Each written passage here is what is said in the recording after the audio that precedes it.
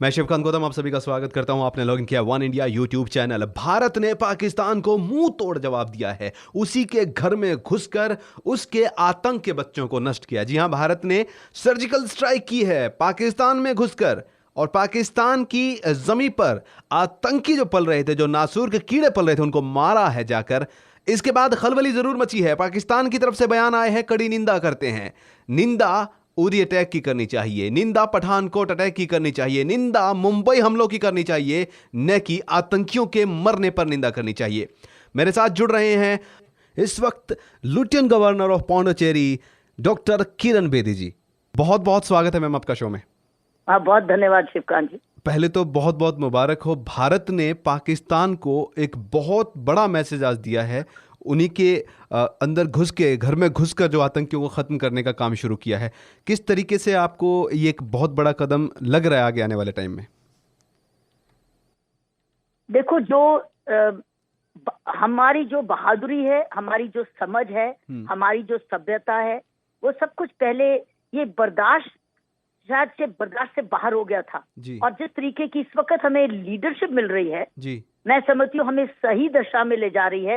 उसने बहुत समझदारी से वार्निंग करने के बाद मैं इस वक्त बहुत समझदारी का प्रशासन देख रही हूँ। तो ये समझदारी का एक प्रतीक है।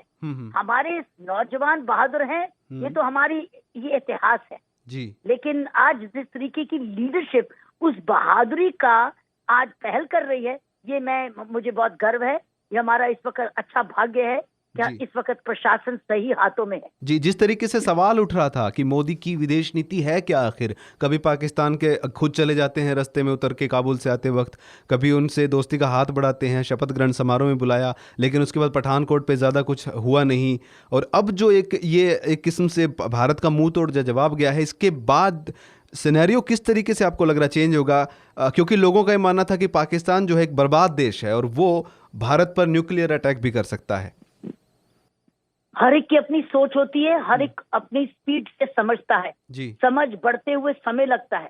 इसलिए अगर किसी की छोटी सोच थी या ना समझी थी तो कोई उसके ऊपर दोष नहीं दो, क्योंकि हर एक को अपनी भी समझ बढ़ाने में समय लगता है। लेकिन जो समझ रहे थे कि हमारे प्रधानमंत्री जी कहाँ जा रहे हैं, क्यों जा रहे हैं, किस वक्त जा रहे हैं, कितनी देर रुक रहे हैं, क्या बयान दे रहे हैं, जो उनकी बात समझते थे, वो समझते थे, अंदर से खुशी महसूस कर रहे थे कि हम सही दिशा में जा रहे हैं। लेकिन कई लोग नहीं समझ पा रहे। तो मैं समझती हूँ इस वक्त ना अपने नेतृत्व में विश्वास बनाना, विश्वास रखना इस वक्त जरूरी है। सारे देश को इस वक्त एकजुट होके अपने नेतृत्व को कहना है कि हम आपके साथ हैं, आप अब कामयाबी पर चलो। आज मैं समझती हूँ एक देश इस मोड़ पे आ गया है, क्योंकि 18 सोए हुए जवानों को आके मार जाए दूसरा देश और उसको देश बर्दाश्त कर ले, वो हक बिल्कुल नहीं हो सकता। इसलिए आज वो बर्दाश्त से बाहर हो गए थे। लेकिन फिर भी कुछ दिन इन्होंने समझाने की कोशिश की यूनाइटेड नेशन में, डिप्लोमेटिक चैनल, लेकिन अभी भी लगता है कि हमारे पड़ोसी को समझ नहीं आई। लेकिन हमारे सोल्जर्स तो बहादुर हैं ही, लेकिन आज हमारा नेतृत्व जो है बहुत समझदार है। हम आओ मिलके उस नेतृत्व के बिल्कुल पीछे खड़े हो जाए जी। अगर मैं बात करूं, बांग्लादेश जब अलग हुआ था तो उस वक्त पे भी इंदिरा गांधी ने बाकी सभी मुल्कों से दोस्ती की थी पहले जाकर। प्रधानमंत्री नरेंद्र मोदी पूरी दुनिया में दोस्ती जो है कर रहे हैं। तो क्या ये एक सोचा समझा उनका स्टेप लग रहा है आपको कि इस तरीके से हमें चलना था, और विदेश नीति बिल्कुल सही पे पाकिस्तान के खिलाफ जो हमने की है अभी, और वो बिल्कुल एक सही दिशा में थी? और क्या बलूचिस्तान का मुद्दा उठाना भी जायज़ था? और अब क्या लग रहा है आपको, जिस तरीके से पाकिस्तान के हालात कितने बिखर सकते हैं अब? मैं ये कहती हूँ कि जो भी अभी तक स्टेटमेंट किए हैं, अगर आप देखें तो ये एक तरह का माला परोई हुई है। उनको आम व्यक्ति को नहीं समझ लगता कि एक ये मोती और क्यों बोल डाला, ये मोती और धागे और क्यों बनाया। लेकिन ऐसा दूरंदेशी नेतृत्व को पता होता है कि मुझे कहाँ जाना है, अपने देश को कहाँ ले जाना है।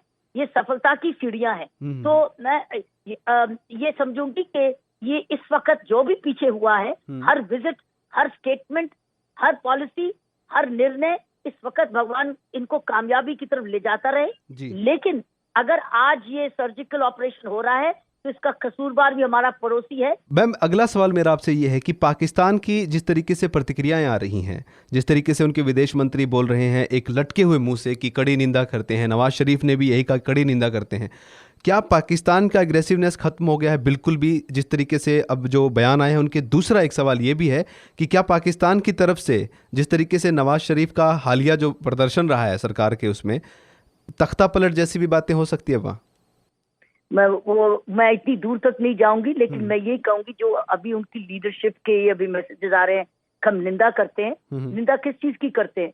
जी, भारत की बहादुरी के कि अपनी कायरता के? जी, निंदा करें अपनी, जी, अपनी निंदा करें, अपनी कायरता के। जी, निंदा करें। हमारी बहादुरी की, जी, हमारी बहादुरी की थोड़ी कोई निंदा करता कोई। जी, बहादुरी की निंदा नहीं होती है। बहादुरी को तो सलाम होता है। जी, तो बल्कि वो कहना चाहिए मैं सलाम करता हूँ भारत देश की बहादुरी का। जी, और अपनी नलायकी पर मैं बहुत कायरता का पर उसकी शर्मिंदगी महसूस करता हूँ। मैं समझती हूँ समझ आया शर्मिंदगी का और दूसरी चीज को अप्रिशिएट करना का। मैं समझती हूँ जो हमारे प्रधानमंत्री जी ने कहा है, लड़ना है ना तो आओ गरीबी पर लड़े, लड़ना है ना तो अनएम्प्लॉयमेंट पर लड़े, ताकि दोनों देश अमीर हों, क्योंकि दोनों देशों की इस वक्त जरूरत है डेवलपमेंट की ज्यादा।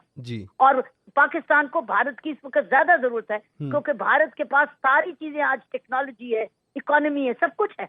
अगर आप सॉफ्ट पावर है, सॉफ्टवेयर है, आज अगर पाकिस्तान को डेवलप करना है तो देश के साथ, भारत देश के साथ दोस्ती करनी उनके भले के लिए है। जी, वाकई में आपने सही कहा। निंदा करनी है यूरी अटैक की करो, निंदा करनी है पठानकोट की करो, निंदा करनी है तो मुंबई हमलों की करो। निंदा नहीं करनी है, लेकिन वाकई में आज वाकई में पाकिस्तान शर्मिंदा है। और जिस तरीके से ये स्ट्राइक हुई है उसके बाद बेनकाब तो ज़रूर हुआ है, लेकिन जो उसके बाकी हिस्से जहाँ पे गिलगित है या पीओके है या बलूचिस्तान है, वहाँ पर भी जो आज़ादी के मूवमेंट चल रहे हैं उनको भी एक दिशा ज़रूर मिली होगी। बहुत बहुत धन्यवाद मैम आपका शो में आने के लिए। धन्यवाद शिवकर।